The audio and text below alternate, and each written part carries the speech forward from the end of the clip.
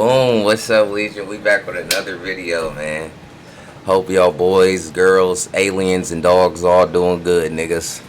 We got a little react to death of gangster rap. Let's get straight into it, man. Make sure y'all like, comment, subscribe for me. Let's get it. Hazards or temptations that come with fame and fortune, there's always the prospect that someone might try and stick an MC up for their jewelry, or even kill you over cash and clout. This scenario has already claimed the lives of countless rappers, including the likes of XXXTentacion and the late PNB Rock, both of whom were simply in the wrong place at the wrong time. We are learning more about the killing of rapper. And it's so fucked up because I heard it ended up coming out, bro. Got set up too by like a worker or something. PNB, bro. Shit, it's a conspiracy around X too, with Drizzy or some shit. Hey, I ain't saying nothing true. I'm just here for the conspiracies. Hey, nigga like me, I watch all them. PNB Rock in a South LA restaurant just hours after a third suspect was arrested in Las Vegas. Freddie Lee Trone is awaiting extradition to LA. Trone and his 17-year-old son were charged today with murder, robbery, and conspiracy. The complaint says PNB Rock was wearing several $100,000 worth of jewelry when he was killed.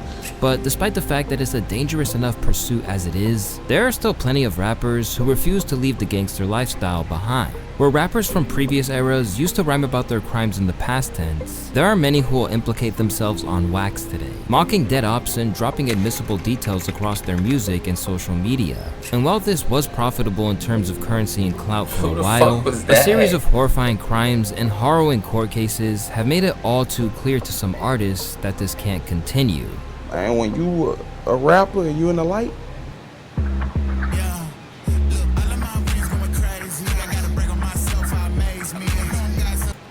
the individuals around you. Hey, that's like, Young Gates too. Okay, yeah, that's the rapper, but what does he do? In them investigations, say, bro, when the feds come, they already know everything about you. They got a 98% conviction rate, not because of they've been doing good police work, because we do it to ourselves. It's your boy Luesta, and this is why gangsta rap is dying. Since the turn of the decade, hip-hop has been engulfed in a state of constant bloodshed and incarceration.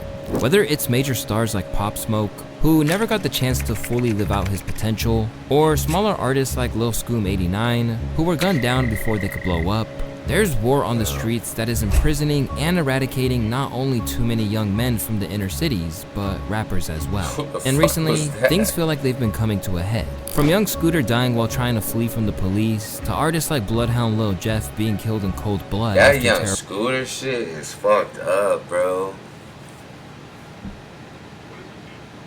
Bro fucking made himself bleed out jumping a fence, bro. It fucked up it punctured his leg, made him bleed, trying to get up through from the boys, man. I be forgetting young Scooter died. Bloodhound Jeff shit, I ain't gonna lie. We saw what bro was on, though. We did our we know we didn't have to do our research. That nigga told us everything before on his way, his path before he died. That nigga was telling us everything, and bro was not lying though. That's the crazy part. Bro was not telling one lie.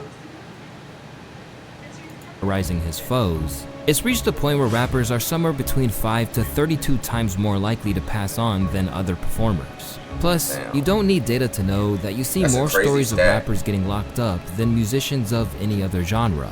As where A$AP Rocky narrowly avoided a jail sentence recently, other stars such as NBA Youngboy, who got jammed up on gun charges, haven't been so lucky, after already spending years on house arrest and prevented from progressing his career. Along the way, hey, he dropped this video before my nigga. Hey, my nigga progressing his career right now, nigga. Selling out arenas. Even this nigga made this video counted bro out. Hey. That mustache is diabolical, bro. Why the fuck did he have that on his face in jail, bro? That shit made bro look like a clone. This shit started the clone allegations. That nigga looked so weird with the mustache. Niggas thought bro was a clone. I remember this picture. But bro, hey, bro beat the odds. He charting #1. He been #1 on iTunes. Youngboy might be one of the first rappers that survived the blackball, bro. He even got involved in a drug ring where he was impersonating women to score some prescription pills. So this is just part, really, a smaller. I've never heard that detail.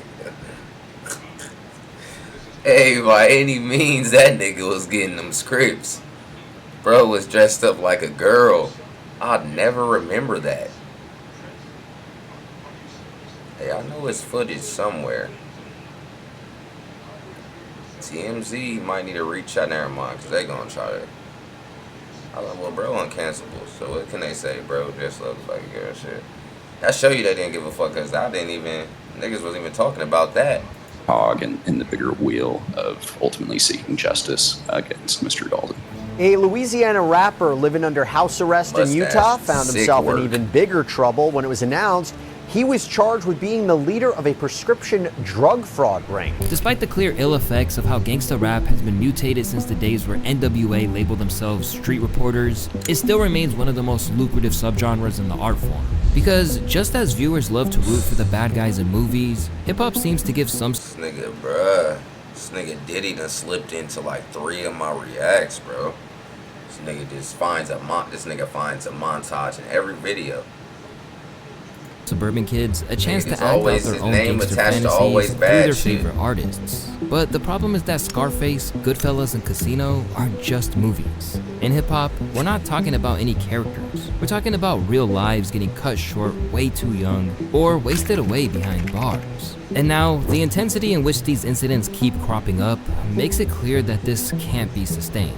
In the space of 1 week, hip-hop was shook by not one, but 2 horrifying tales of ambushes that claimed the lives of rappers. First off, there was the new information surfacing around the 2020 killing of MO3, because 4 years after his murder, the story took a wild turn.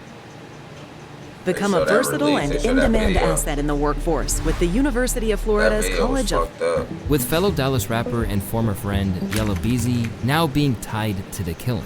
In March 2025, a Dallas County grand jury indicted rapper Marquise Conway, aka Yella Beezy, on charges of capital murder for allegedly hiring a man by the name of Kewan Dontrell White to kill fellow rapper Melvin Noble, known as MO3, in November of 2020.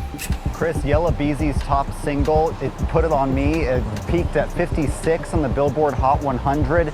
Now, he's in the Dallas County Justice Complex behind me on a capital murder charge, accused of killing or some prescription pills. Whoa, what So happened? this is just... What the fuck did I just do? Hold on.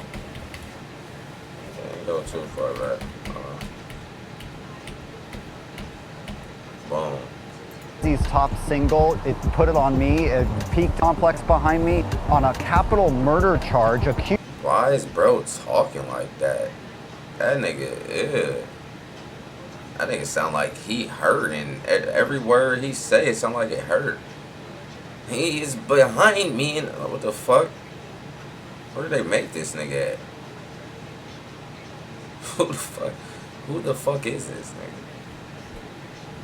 It's like, you can obviously tell bro reading. He reading. He's fucking talking chopped as hell. Nigga talking in like each word's a section. Accused of killing, hiring a hitman to kill a fellow rapper.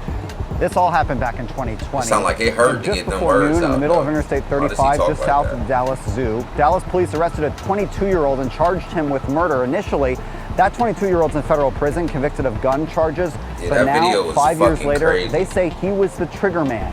After being taken into custody, the court reduced his bond from $2 million to $750,000, which came after his grandmother claimed he couldn't afford what was initially being asked for. But even if he manages to make bond, he'll have to give up his... Hey, that's the first time I ever heard a fucking court listen to a nigga grandma. They usually don't give a flying fuck. Nigga, you gotta have your great-great-great-grandma tell you lesser time. Nigga, they don't care about that. That's the first time I saw that shit work. passport and stay on house arrest with an ankle monitor strapped out, to though. him. Then, about 400 miles away in Memphis, hip-hop was hit with more bad news. A local rapper connected to Sauce Waka was killed, and Sauce himself barely made it out alive. On March 22nd, Say-So P, lesser known as Latorian Hunt, was ambushed near the FedEx Forum in a murder that rocked the city. According to Memphis PD, the victims were outside by a vehicle. The suspect vehicle pulled up. Multiple people got out that vehicle, fired shots without engaging in any conversation, then got back into the white vehicle and fled. This appears to be an isolated incident, not random violence. They said in an attempt to prevent public outcry. Officers have identified the suspect vehicle and are actively working to make an arrest. In addition, video has shown that a mere 24 hours before the altercation went down, Sayso, Sauce Walka, and YTB Fat were not only partying in downtown Memphis, but they were also bragging about being in the city's most treacherous areas. Even though Sauce Walka walked away with his life, he's now mourning a close friend, and for a lot of fans, this felt like the final wake-up call for a rapper who's been dancing with danger for years. Since getting shot in the leg, Sauce Walka has made occasional appearances in the public eye. In the most notable appearance as of yet, he claimed that he wouldn't be seeking any get back over what happened to Sayso P. You understand the power that you hold, where you can have right now a lot of chaos going on. But I like how you're turning into something else. Yeah, okay. If I wanted to, I could have motherfucking 400-500 different men, good men down here from different cities and states, including mine, around here ready to do whatever by snapping my finger in retaliation to what happened to me and my brother. But as much as it hurt my soul and it really break me down, I'm damn near getting emotional right now thinking about the shit that I can't retaliate because that's not righteous. But just a few days later, one of the suspects was found dead in Sauce's hometown of Houston, leaving people questioning if things were really over and hoping Sauce wouldn't be the next rapper to end up behind bars. These days, the streets are more intertwined with hip-hop than ever, and obviously something isn't working. Back in the 90s, only 9 notable rappers lost their lives to gun violence. And when someone like Mystical... Damn, in the 90s? They said in the 90s only 9 rappers lost their life. Nigga, 9 rappers die a year now, nigga. Yeah, shit, yeah. I see what they mean. Oh, God. Like, when they said death against rap, it's literally, watch, the reason that gangsta rap is dying, because niggas are dying, literally. Murder got locked up, it sparked huge headlines and public outrage, almost as if the entire culture stopped to pay attention. In fact, during the 2000s, hip-hop's biggest publication, The Source, even dropped special editions asking if the justice system was specifically targeting rappers. But what changed? How did we go from fans rallying every time a rapper got locked up or killed to people barely reacting when it happens now? And more importantly, what can hip-hop do to fix it? Because at this point, it's clear that if the culture doesn't change from within, the system's not gonna step in to save it. They'll let the cycle... Boom, and we gonna go ahead and continue the death of gangster rap. Let's get it, let's get it. There's nothing left. For starters, there's a big difference in how rappers used to lean into the gangster image compared to now. Back then, it was more like a launch pad, something they used to get their foot in the door, then left behind as soon as they made it. Take 50 Cent for example, who used the story of him surviving 9 gunshots to build his image and kickstart his career. I'm gonna tell you, Get Rich or Die Trying was one of my favorite movies growing up, bro. And I didn't realize, like, that shit was just, like, bro, like, it was a movie, but it was just, like, showing, it was low-key a documentary, though. I'm thinking that shit until I got older. I'm like, damn, he really got shot that many times and shit. Ooh, imagine it hurts because of your adrenaline. I didn't know my legs were broke. Really? When I tried to get out the car. This is a scene from the movie right there, too. Oh, God. This is the movie. Imagine it hurts because of your adrenaline. I didn't know my legs were broke.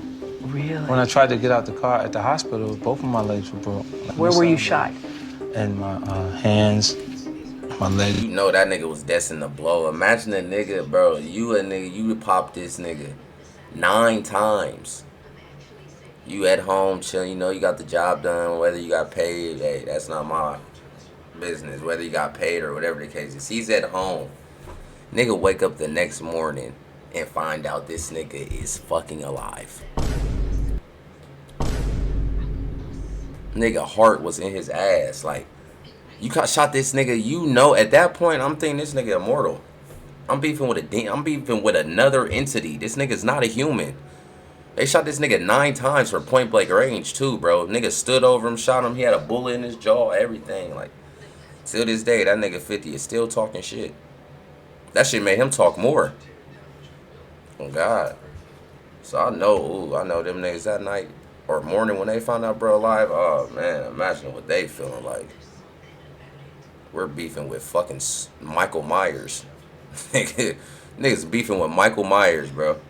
Several times, like 5 times in my hands, and then shout out my 50 legs, though. and then in my face. From there, 50 quickly became the face of Interscope Records, a label run by Jimmy Iovine, who understood that, back then, gangsta rap wasn't just some form of expression, it was big business. I come from a background of where artists are allowed to create anything they want to create. That was my history, that's all I knew. It's a very complex issue, you know, that I've dealt with on certain levels and I've had conversations about. But if that's Dre and Snoop's truth, And when he initially came out the gate, 50 and his G-Unit signees leaned into a gun-to-gun image, launching their careers in the process. They even starred in video games like 50 Cent's Bulletproof and its ridiculous sequel, Blood on the Sand, which starred the crew in a... I remember Bulletproof. I don't remember Blood on the Sand. This nigga made, and then on top of that, this nigga is making video games about how immortal he is. Well, I ain't gonna say immortal. Nigga can die, but at the time, how the nigga feeling though, like, nigga, what's the name to the? And listen to the name, nigga made a video game called Bulletproof. Nigga made a profitable video game off of the body you thought you had, nigga. I wonder if it say how much he made. I remember this game though. I was probably young and my parents was never buying that shit for me, but I remember this shit though.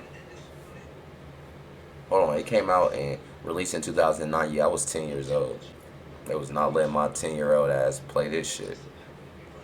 Nigga, I remember, quick side story. I remember I had to steal a Grand Theft Auto to play that shit. I almost, bro, so boom. In GameStop, this has nothing to do with this video. But it kind of do. Freaking, anybody ever remember the old GameStop days? Like, the GameStop, like, the actual, what's the word called? The NOR of the, how GameStop was, bro. Like, you would ask the worker there, bro, the nigga would be able, any game, bro, this nigga would tell you what the levels are, like, them niggas don't get enough credit in GameStop. Them niggas will, you can tell them, give them any game, like, what's this about, and them niggas will tell you in depth what that game is about. But anyways, I'm trying to get GTA and shit. My mom, I'm finessing my mom low-key, though, like, everything going smooth. She like, what's this? I'm like, it's just a real-life world. It's kind of like Sims, She like, okay, I'll play it. He about to check it out right before, nigga, the money about to get given to him. I'm like, yeah, I'm about to get GTA, nigga, yeah. He like, I did want to let you know, ma'am, this does have a lot of blood, gore, violence, sexual this nigga ran down everything to my mom, bruh. Nigga told her everything. Long story short, nigga, I left with a football game. Mad as fuck. It's Bulletproof and its ridiculous sequel, Blood on the Sand, which starred the crew in a crazy third-person shooter game that told fictionalized tales of heists, bullet-ridden battles, and taking on insurgents in Afghanistan. Yep, seriously.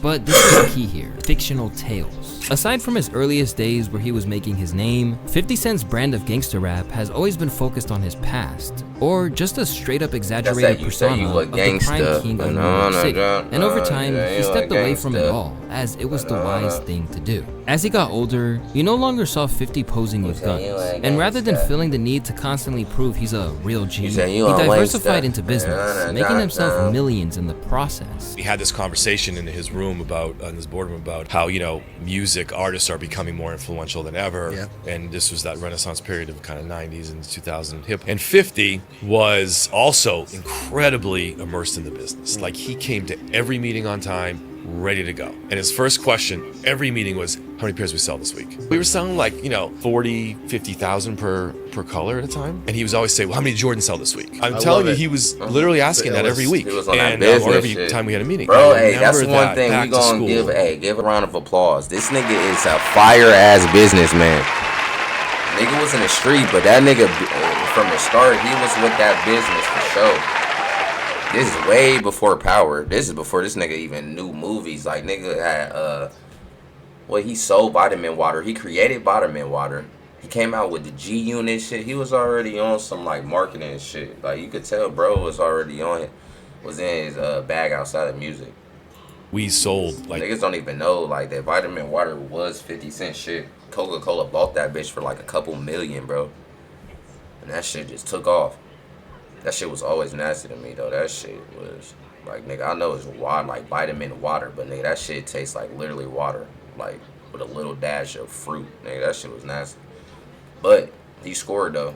On one color, like a lot, like 75,000 pairs or something. And it was close to what, and I'm not saying, by the way, that G-Unit was ever close to Jordan anyway. Sure. I'm saying in that one moment in time, that one colorway, I think we sold in almost as many pairs as the Jordan launched for that period. Rather than remaining in Southside Queens, 50, who now lives in a mansion in the South, focused on creating generational wealth. From the moment he signed with Dre, Eminem, and Jimmy Iovine, 50 left the street life behind and focused on becoming a legendary MC. That system seems to have broken down for a lot of artists. Rather than using hip-hop as a way to evade the trap once and for all, some artists seem to want to use rap music as the propaganda wing of their gang, or try to juggle the studio and street life at the same time, leading to either a violent end, a lengthy jail sentence, or sometimes even a RICO case that takes down the whole crew. Where rappers used to point their firearms in favor of the pen once they started to get a little buzz in the game, many MCs who've made a name for themselves online are now intent on pushing it to the limit.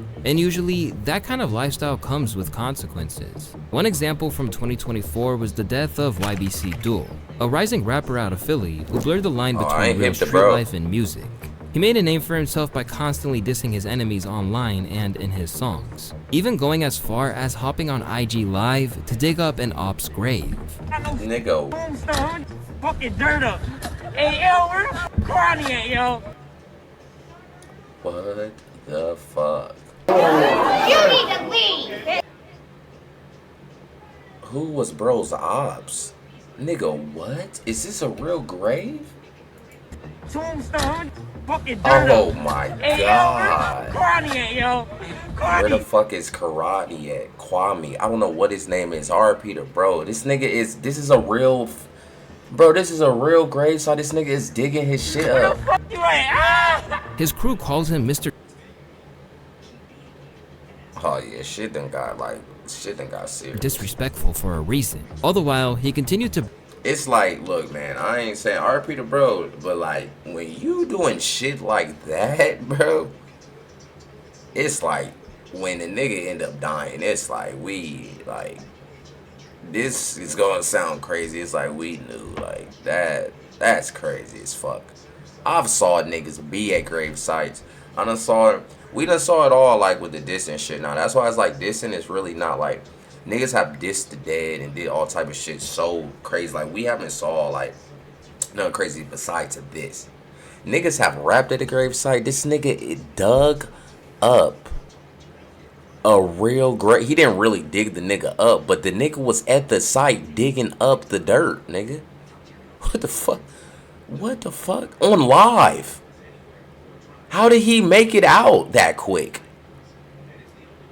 Was niggas not on the like, bro, what the fuck? While he continued to brag about being untouchable, believing that he could escape anything the crew flung at him.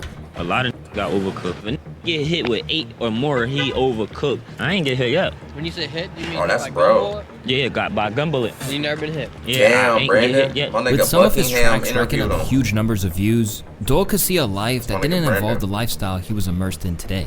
But the sad part is that it wasn't enough for him to pull away from it all immediately, and he knew what might arise from staying in Philly.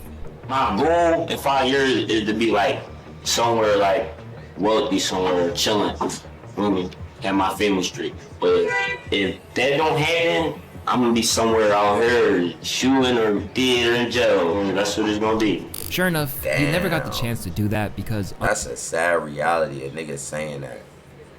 Nigga said, I want to be somewhere wealthy making music. If not, I'm gonna be somewhere dead or in the jail, and bro is dead. That's just a sad reality, bro. You know what coming. I mean, he knew what came with that shit. He never got the chance to do that because, unfortunately for Duel, this interview would go live just days before his enemies set out to test his apparent lucky streak. And this time, they wouldn't miss. While sitting in a vehicle, Duel was ambushed, leaving the car riddled with bullets, and the infamous Mr. Disrespectful died from wounds to his hands and chest. And in the aftermath, his enemies who'd suffered at his hands rushed to mock him, and so did countless users on social media. This was also the case with Fulio, a man who prided himself on remember missing his enemies, only to get killed on his own birthday. You got shot because he died on his birthday, right? Bro. Yeah. Then after that, you started rapping about dead people. I was rapping about it before then, but it just, somebody actually died. Like, somebody died, so they was like, you know what I'm saying? They was butthurt about it, you know? So that was like the karma, the instant karma. Sure enough, he ended up just like the people he mocked in his music. And by the time the news broke, most fans and media barely flinched, seeing it as the inevitable result of the life he chose. And for the OGs of the rap game, this is a difficult thing to bear, especially when they know what it took to get out the hood in the first place. Just look at Wallow. A man who spent some of what should have been the best years of his life in prison, Wallow knows the pain of a decades-long stretch, as well as the agony of losing someone close to you in the streets. Interestingly, Wallow had already warned two of the biggest names caught up in hip-hop's recent RICO cases, and his message couldn't have been any more clear. During an interview with Young Thug, I know one of them, Thug. I don't remember who else he talked to. I think the $1 million worth again, they got a lot of podcasts talking to niggas before they die. I think they talked to Vaughn a couple months before he died, PNB. These niggas, Young Thug, before he ain't died, but before the SWAT shit, before he got the RICO. It's like right before. Wallow warned him just months before the YSL RICO trial that his crew and continued connections to the streets could ruin everything he had built. With some of y'all young in here that still be living that shit, I don't be talking to y'all on Instagram as some square ass lame ass. I'm talking to y'all as a nigga that been in a prison yard and see little young boy come in with his tattoos on his face and he like, oh gee, like what's up? When I'm going home? See, 2073. Cease. And now all the gangster shit. Whoa, man, amazing car. When did you become a millionaire? What is this for? We're trying to get advice for the young. Going. So when I'm on there, I'm speaking from a place of trying to get some real game. Cause I'm gonna tell you some shit, it's lonely than a motherfucker in there. He was definitely spitting. And when life goes on, your family dying, the problem is so many are scared of y'all. I'm not scared of no young because I'm not coming at you in the wrong way. I'm coming at you the way your daddy ain't come at you, the way your uncle couldn't come at you because them was dead in prison. You rappers, like the artists, if you don't want to be an artist, take it to the streets. But don't bring the dumb shit in the game trying to prove that you're real. And while you proving that you're real, you gonna finesse yourself out of position and out of opportunity that can change your family and generations in your family life. And after spending several years behind bars awaiting trial, Thugger only narrowly avoided spending decades in prison. And even now, he's under strict guidance on what he can and can't do, as he could still end up back in a cell in a moment's notice. After you serve your 15 years of probation, if you have been successful on that probation, and I sincerely hope that you are, then at the end of that 15 years, I will commute the entire rest of any service portion of your sentence to time served. Then there's Lil Durk, who's now behind bars as he awaits trial in the OTF but not right before. Prosecutors claim he played a role in a murder-for-hire plot that left Quando Rondo's cousin, Lil Pob, dead. All because Durk allegedly felt pressured to get revenge for King Von. What makes it even harder to watch is that Durk seemed to know better. I don't want them to be in the same footsteps. Like, I changed from what my daddy knew was going through, so I'm gonna change for what they got to go through. I don't want them to see no street shit, no violence, none of that. I'm gonna take it to a whole nother world. Say what you want, you know what I'm saying? That's being around a young crowd and by me being young too, so I was all hyped up too with the shit. I see a bigger picture. I'm trying to get some money and live good. Have all my niggas in condos, bad bitches, and going on tour. Y'all can have all that killing shit. My son, my daughter need they did. Like Thugger, his public downfall and capture by the cops came after a pep talk from Wallow, who let him know that there were other routes to take than that of continuing the cycle. Gotta be down the block, gotta be going through it with the ops. You see what I'm saying? That shit saved the block. And I'm gonna say this to all you while I'm in here. I understand where you at and I understand the ground game. But the name of the game is to put an exit plan together somewhere down there. Right. Because at the end of the day, I'm gonna just be real with you. The goal is to make the money and then get out, bro. Oh my God. Like, and that's with just anything, bro. Like, you always gonna love your city, bro. But if you know it's like bad, crowds and environments and shit. You gotta build a plan to get up out of there. You can always come back and you can always got love for it. Like, and I ain't gonna lie, bro. I feel like specifically like in the black race, it's like that's where it is frowned upon. Like, it's a lot of toxic things like within our community, bro. Like, nowhere else, like, if you leave the area, they look at you a wrong way. Like, anybody else would be proud for you. Like, that's something we gotta fix as a race too. Can't teach what you don't know. You can't leave. Preacher Renz, hey, I'll be here all night too, nigga. Hey, Preacher Renz will be here all night. That's just some quick, that's real shit though. All jokes aside. Where you ain't go. As Wallow got emotional, he talked about the power of restraint. Even when your mind is clouded by revenge and everything around you is pushing you to throw it all away. Not what the f you going through, so just hold on and keep going. Because I'm telling you, man, I can name 20, 30 niggas of my homies is dead. I'm here though. And I'm gonna say some shit that, like, this is documented. You know, I got a TED talk. I forgave my brother's killer. And I'm saying it to say this. They killed my brother. My brother died in my grandma's arms. God damn. The house that we grew up in. He shot my brother, he ran to the house. What the fuck? He died in Nanny Holmes when she opened the door. So I'm telling you, this some real shit, man. If I ain't let that shit go, I won't be right here today. I won't be here for my niece and my nephews. Me and Gil won't be doing this. Y'all won't know me. I won't be able to give y'all this game. Hey, he was. But I had to leave. I had to let that shit that's go. Crazy that he knew, like, it wasn't words, but you could tell he was talking to Dirk, like, about, because niggas was trolling, bro, like, slide for Von. So he really giving him, like, a specific, like, an example for him. When I let that shit go, I started to grow and I started to glow. And now I'm here today. In the same vein as his guidance to Young Thug, there are lessons that today's gangster rappers could and should learn from what he had to say. But for some, even taking these lessons came a little too late for them to outrun what's been set in motion. And unfortunately for Lil Baby, this is exactly what he's learning firsthand, as the same net that captured his brothers Thugger and Dirk is beginning to close around him. In recent years, Lil Baby, who only began rapping in the first place after Thugger paid him to stay out of the streets and go into the studio, has been trying to change his image. Now hanging out with billionaires like Michael Rubin and getting endorsement deals with companies like Axe, Lil Baby became one of the few modern rappers who seem to have been following the 50 Cent blueprint, or at least that's the image he put out to the public. After seeing what happened to Thug and Dirk, he made moves to distance himself from his gang ties, even rebranding his label 4PF to Glass Window in an attempt to clean up his image. And of course, 4 Pockets Full had to come to an end, you know what I'm saying? When you say of course, I mean, why you say of course? Because it's all the shit that be going on and shit. And I had to start learning that, like, other people's actions I could be held accountable for. Right. I ain't know all that at first, you know what I'm saying? I never would've went that route, but I ain't know. Now that I know, I'd be a fool to just keep the same thing going.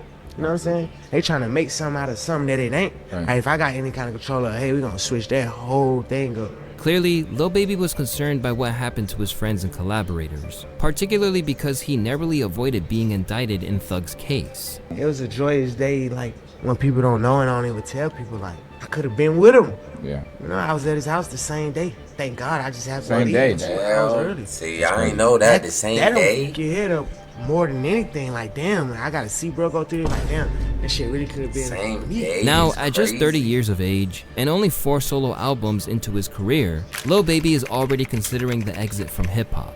And you're a lot more comfortable and life is safer than that life and exactly all of these. So and I'm 30 years old too. Right, but you know? that's young. Damn. So Baby 30. Baby 30, I ain't that's know not that. old at all. But it ain't 21, 22, 23. Right. You know what I'm saying? And I'm 30 and I done grew 7 years a whole different way. Like the last 7 years has been, whether I knew it or not, every day I've been changing and changing and changing. Right. To get to this point. So let me ask you. Build a website you love with Wix. For your words.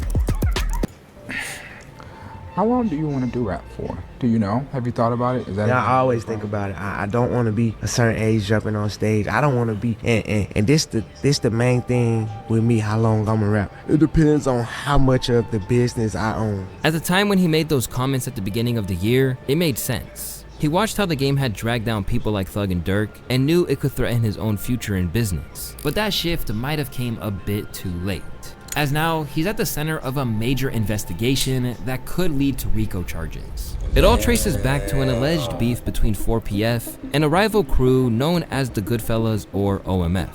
Things reportedly kicked off in May 2024 when Lil Baby shot a music video in their territory. That same day, 3 men were shot, and according to police, the violence didn't stop there. Authorities claim that incident directly sparked the July 2nd, 2024 shooting that killed 2 13-year-old boys, Lamont Freeman and Jacody Davis, who were at a birthday party. A third boy, Dontavius Davis, was also injured. At the time, police blamed the murders on an unnamed rapper, but now it's pretty clear who they got in their sights. Cowardly acts. I did not know about any of this shit. What the fuck? Of an Atlanta-based rapper that decided to go over into a rival gang stronghold and shoot a music video in a place that he knew he should not have been. And in the subsequent days, we saw homicides and shootings, and ultimately the deaths of 2 children as a result of his cowardly actions. And you know who you are. And I tell you that this team will work relentlessly to hold you and the persons that you are affiliated with responsible for those actions. An APD detective who asked us not to show her face because she's involved in undercover investigations took the stand for more than 2 hours. She testified that investigators used social media posts and wiretaps. What the fuck? When did this come out? Damn, my nigga Baby in the middle of to determine that the 7 defendants are members or associates of the Goodfellas criminal street gang. Police say the shooting stemmed from a gang war sparked by rapper Lil Baby, who they claim is affiliated with the rival criminal street gang 4PF. Last May, police say the hip-hop superstar filmed a music video in their territory and multiple people were shot, which investigators say sparked the gang war. The attorney for Lil Baby called those claims complete and total nonsense and added that his client had absolutely nothing to do with those shootings. During cross-examination today, defense attorney Brian Tevis criticized the investigation and claimed that investigators did not have any evidence that proves his client was involved or even in a gang. Just as it happened with Thug and Durk, information has begun to spill out, painting Lil Baby as a criminal mastermind. Investigator for something is on the stand. We are listening to a wiretap call. Someone mentioned that Lil Baby had tickets on some people's heads. God damn.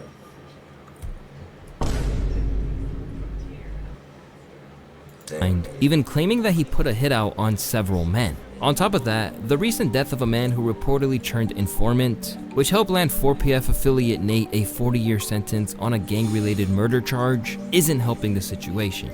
Now, people on the legal side of things, including former Georgia prosecutor Melissa Redmond, believe it's only a matter of time before prosecutors move forward with a full-blown RICO case. Anytime you're dealing with alleged gang conduct, there's a potential for a RICO case, Redmond said. This case is focused on the tragic deaths of 2 innocent kids. If the investigation uncovers more back and forth violence or gang activity, I think it's likely. Meanwhile, Sean Hoover, from the Georgia Public Defender's Council, claims he's already preparing for charges to drop in the next 90 days. As another one of hip-hop's most prominent artists is now looking at the possibility of a lengthy trial, fans are beginning to notice just how much everything has spiraled out of control. And now they want something done about it. The crash out era is at an all-time high. Is this the new trend? We need to get this dumb culture out of here. Let's go back to our roots. Now no longer a surprise, incidents like this are so common that they are inherently sad to see. Because where hip-hop made countless millionaires in the 90s and 2000s who've gone on to become legends, that number is being dwindled down for the modern era by those who either lose their life. What was glorified then, and they using that same tactic to take us fucking to jail, bro. Or lose everything else because they couldn't step away from the streets. Bro. This is real unfortunate. And these are some of the same details that came up in the YSL case. And these are some of the, listen, the RICO lady down there said, yo, we coming with RICOs now. Like, if that didn't send a memo to people, hey, we are aggressively targeting y'all entertainers and rappers that are blurring the lines with your companies and your street ties. I'm just tired of seeing young, black, successful people get the opportunity. These niggas are making millions, bro. Like that, because of where we came from. And the niggas are having millions, bro. Going to jail for ever, bro. That's not supposed to be happening. Things we've endured and experienced. As Kevin Gates pointed out earlier, a lot of rappers today are making it way too easy for either the streets or the law to catch up to them. Not only do their lyrics stir up real-life beefs, but cops are now actively watching for songs that mention actual crimes. And more often than not, they're finding exactly what they're looking for.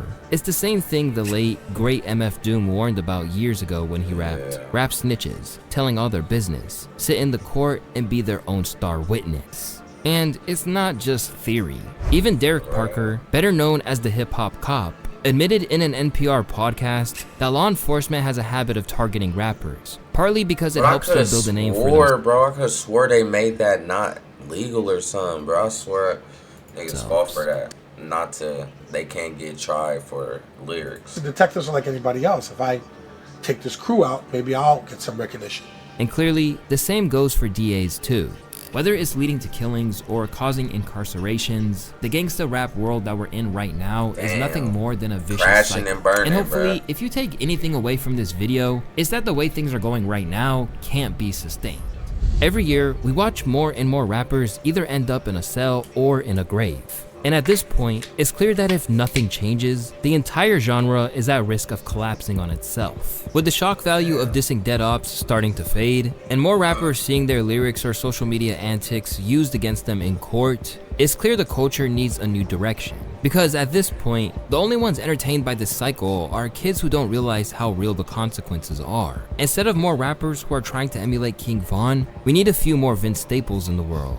I be getting the most random messages from the most square niggas like, "Hey bro, you need to get back to that gangster shit. Like, if you don't shut your bitch ass up, why you ain't killing nigga on this album, man? I'm not fucking with it." It's like, I be over that, bro, just cause that shit is so draining, man. Besides, when you take a look at who are the highest selling hip-hop artists I ain't today, gonna lie. That's diabolical.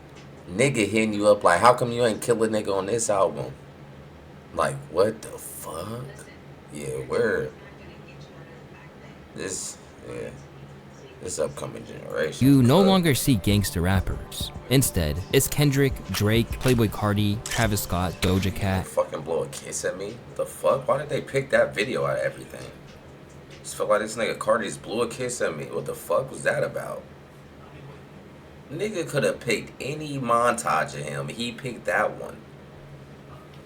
I don't even want to rewind it. I feel violated. And others whose music is far removed from the drill scenes that are claiming lives and concluding in lengthy sentences. So, if anything, it seems like that change might already be underway.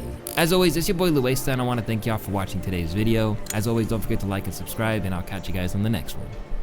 Peace.